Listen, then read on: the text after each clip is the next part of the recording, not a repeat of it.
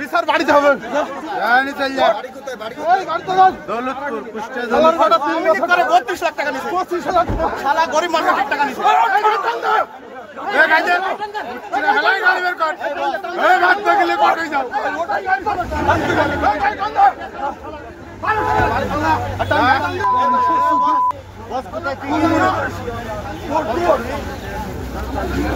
দেখছে যে ওরা টানা হাসলা করছে, মারামারি করছে। আচ্ছা, মারামারির পূর্বে দেখলাম যে না, আমাদের এলাকার ছেলেপিল্লা অন্য বাইরের ছেলেপিলি, ওরা দেখলাম ভালো ভালো লোকজন ছিল, প্রশাসনরা ছিল, সবাই ছিল, দেখা যাচ্ছে কেউ ঠেকাচ্ছে না।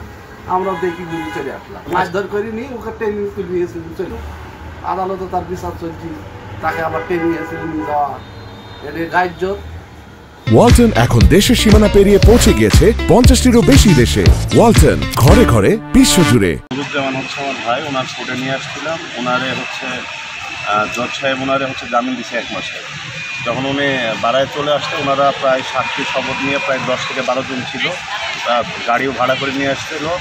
নিয়ে আসার পর যখন কোর্ট থেকে বাড়ায় আসি, কোর্টের বারান্দা থেকে টাইনা হ্যাশটায় মারতে মারতে নিয়ে এসে ডাইরেক্ট গাড়ির ভিতরে তুলে নিয়ে গেঞ্জি টেঞ্জি সব ছেড়ে দিছে। একটা মোবাইল নিয়ে গেছে, আমার মানি ব্যাগ নিয়ে গেছে।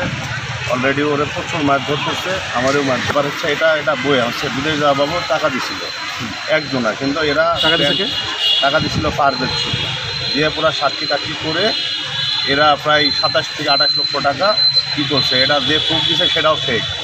এই জন্যে বারে বারে উকিল জজ সাহেব যখন জামিন দেয়, তখন এটা নিয়ে ওরা হেনস্থাবোধ হয়ে এবং মারধর। আমরা প্রাথমিকভাবে যেটা জানছি, তাদের ভিতর লেনদেন আছে, সে লেনদেনটা বিজ্ঞ আদালতে বিচারাধীন।